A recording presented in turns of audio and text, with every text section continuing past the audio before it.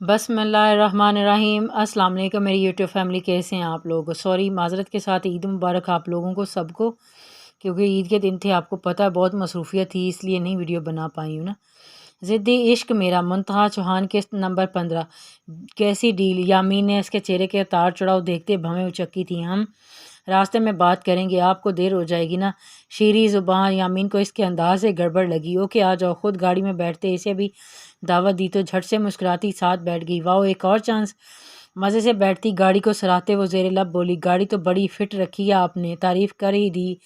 यामीन को महसूस हुआ वो आज कुछ मस्का लगा कि कोई बात मनवाने के चक्कर में है। ड्राइवर ने गाड़ी रोड पर डाल दी थी। थोड़ी देर खामोशी के बाद यामीन ने खामोशी तोड़ी। क्या डील लेके आई थी मेरे पास।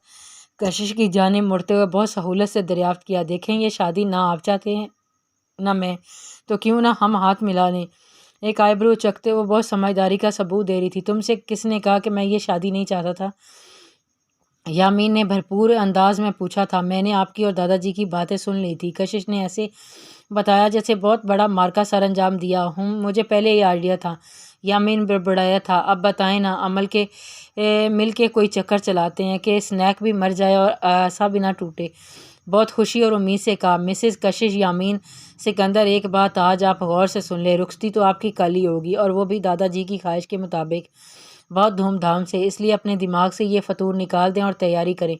यामीन ने उसका दिमाग बहुत अच्छे से ठिकाने लगाया। आप मजाक कर रहे हैं ना, वो मिनमनाते हुए पूछा। हरगिज़ नहीं, रुखसती दादाजी की ख्वाहिश है और उनकी ख्वाहिश मेरे लिए मोहतरम है। बहुत संजीदा अंदाज में कहा। ये तो ज़्यादती है ना, मैं तो अभी तो बड़ी भी नहीं हुई, और शादी माथे के छोटे छोटे बाल यामीन को बहुत भाए। क्या मतलब इस बात का। यामीन को उसकी बात बिल्कुल समझ नहीं आई थी। देखे ना, सियाने कहते हैं ना कि जिन्हें लौर नहीं देखा और जम्मिया ही नहीं।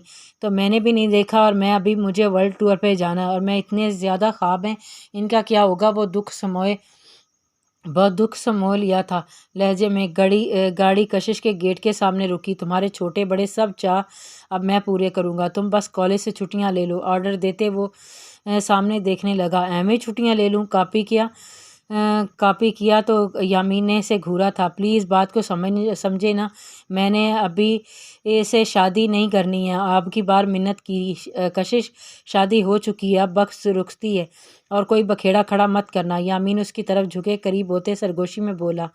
उसकी धड़कनों ने शोर मचाया। आप ना बहुत बुरे हैं, मैं ना देखना आप क्या करती हूँ।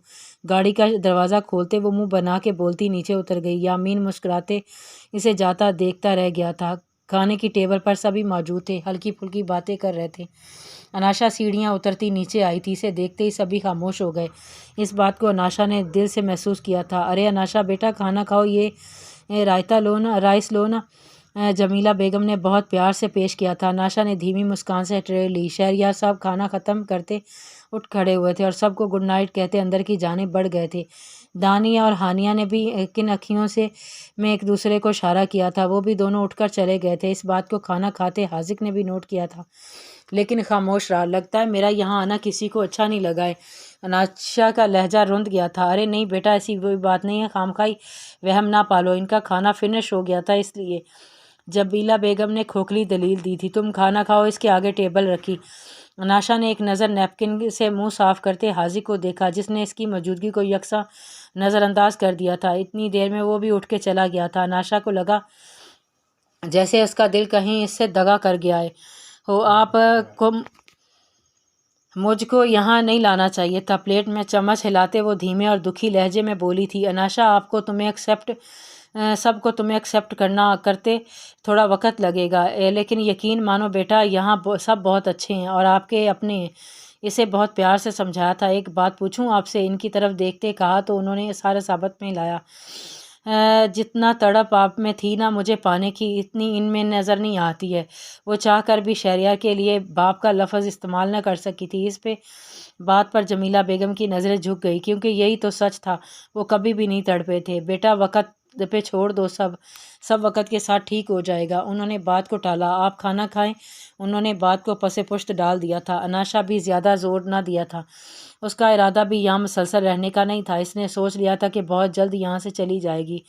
بھلے ہی اس کے حقیقی ماں باپ ہیں، لیکن وہ محبت جو ایک بچے کو چاہیے ہوتی ہے وہ اسے اپنے امی ابو سے ہی ملی تھی، اور اسے وہ کبھی فراموش نہیں کر سکتی ہے۔ آپ سب کو یہاں اس لیے اکٹھا کیا ہے کہ ایک ضروری بات آپ سب کے گوشے گزار کرنی تھی۔ دادا جی نے سبھی کو رات کے کھانے کے بعد ہال میں اکٹھا ہونے کو کہا تھا۔ عزیز صاحب اب تک واپس نہیں لوٹے تھے، ان کا کام پنجاب میں زیادہ بڑھ گیا تھا۔ حیا صاحب بھی ان دنوں اپنے کام میں بزی تھے، گھر بار سے ان کا دھیان بھی ہٹا ہوا تھا، لیکن آج دادا جی کے یوں بلواوے پر ان کے کان بھی کھڑے ہو گئے تھے۔ جیسا کہ آپ سب جانتے ہیں کل ہماری شہزادی کی سالگرہ ہے۔ کشش جو پاس ہی پیار کیا، اس کا سر جھک گیا تھا اور چہرے پر مصنوعی مسکراہٹ سجا لی، تو ہم اسے یادگار بنانا چاہتے ہیں، اس لیے کل ہی داور اور کرن کا نکاح ہوگا اور ہمارے یامین کی شادی بھی۔ کیا یہ کیا کہہ رہے ہیں آپ؟ سویرا بیگم کو جیسے پتنگے لگ گئے۔ کیا ہوا بہو، کس بات پہ اعتراض ہے؟ تھوڑا تیکھے انداز میں پوچھا۔ نہیں، میرا مطلب ہے اتنی جلدی سب کیسے ہوگا؟ کن اکھیوں سے حیات صاحب کو دیکھا کہ وہ بھی کچھ بولیں۔ انتظامات کی فکر کوئی نہ کرے، سارے فنکشن التاج ہوٹل میں ہوگا اور یامین پتر دیکھ لے گا۔ آپ سب اپنے اپنے گیسٹ کی لسٹ بنا لیں اور انوائٹ کر دیں۔ دادا جی مسئلہ سالو کیا، لیکن یامین کی شادی آپ نے بتا دیا، لگے یا تو لڑکی بھی بتا دیں۔ حیا صاحب نے تھوڑا کھردرے انداز میں کہا۔ بے فکر ہو برخوردار، لڑکی بہت نیک اور شریف ہے اور یہ سب کے لیے سرپرائز ہے۔ نیک تو ہے لیکن شریف، دادا جی سوچ کے بولیں، یامین دل ہی دل میں بولا، جبکہ کشش منہ بسور کے بیٹھی تھی۔ چلو جی اب تیاریاں شروع کرو، اور ہاں عالیہ بہو عزیز کو کہہ دو بیٹی کے نکاح میں شامل ہونا ہے تو کل شادی ہال پہنچ جائے، ورنہ میں بھی وہیں گلے شکوے نہ کرے۔ دادا جی کے لگے ہاتھوں ان کی بھی کلاس لے رہی تھی۔ بابا جی ایک بات سمجھ نہیں آئی ہے، یہ سب اتنی جلدی کیوں کر رہے ہیں آپ؟ ابھی آپ کی طبیعت بھی نہیں سنبھلی اور آپ حیا صاحب نے پینترا بدلا۔ برخوردار، میں اب اور رسک نہیں لے سکتا ہوں، اپنی جان کا کیا بھروسہ، آج بچ گیا ہوں کل نہ بچوں۔ دادا جی کیسی باتیں کر رہے ہیں؟ کشش تڑپ ہی تو گئی تھی۔ یامین بھی ان کے پاس آ کے گھٹنوں کے بل بیٹھ گیا۔ دائیں طرف داور اور بائیں طرف سمیر کھڑے ہوئے تھے۔ دادا جی میرے ہوتے ہوئے آپ کو کبھی کچھ نہیں ہوگا، یقین بھرے لہجے میں کہا۔ یامین کے لہجے میں عزم اور دکھ ہوتے ہوئے دیکھا۔ دادا جی اللہ نے آپ کو ہمیں واپس لوٹایا اور آپ ایسی باتیں نہ کریں نا پلیز۔ داور نے ان کے ہاتھ تھامے تھے۔ دادا جی کی آنکھیں نم ہو گئی تھیں۔ جی دادا جی، تم جیسے پوتے پوتیاں ہوں وہ ساری زندگی جوان ہی رہتے ہیں۔ انہوں نے مسکراتے ہوئے بات کو ہنس کے ٹالا تھا۔ کشش نے اپنی باہیں ان کے گرد حائل کیں، اور اپنے دادا جی کے لیے وہ تو جان بھی دے سکتی تھی، تو رخصتی کیا چیز تھی؟ سٹاف کے اہم ممبران کو اکٹھا کرتے حاذق یامین کے گھر کے فنکشن کے بارے میں بریکنگ دے رہا تھا۔ اناشا کا پن سپیڈ سے چلتا جا رہا تھا اور سارے اہم پوائنٹ نوٹ کر رہی تھی۔ فنکشن بہت بڑے پیمانے پر تھا۔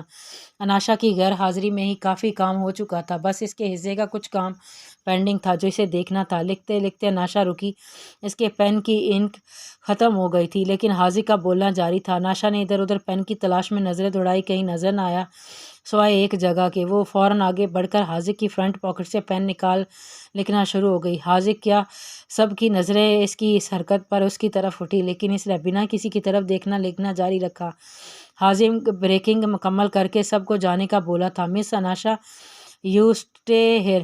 اناشا کے جاتے ہی قدم رکے تھے۔ جی سر، بہت معصوم انداز تھا۔ حاذق ایک آئیبرو اوپر اٹھاتا اس کا انداز ملاحظہ کر رہا تھا۔ آپ کو پتہ ہے آپ نے ابھی کیا حرکت کی ہے؟ تیکھے انداز سے طنز کیا۔ جی پین میں انک ختم ہو گئی تھی تو دھیمے لہجے میں جواب دیا۔ وہ میرا مسئلہ نہیں تھا، لیکن آپ کو کس نے حق دیا آپ یہاں تک پہنچنے کا؟ وہ غصے سے کھڑا ہوا۔ اناشا نے لب بیچے اور خاموش رہی۔ کچھ پوچھا ہے آپ سے؟ وہ اس کے قریب آیا تو اناشا اتنے قدم پیچھے ہٹی اور بنا اس کی طرف دیکھے، آپ ہی لکھوا رہے تھے نا، آپ کا ہی مسئلہ ہے؟ اور یہ بھی ادھر ادھر نظریں گھماتے ہوئے اسے جو منہ میں آیا بول دیا تھا۔ لگتا ہے دماغ ٹھکانے نہیں ہے، ٹھکانے لگانا پڑے گا۔ جارحانہ انداز میں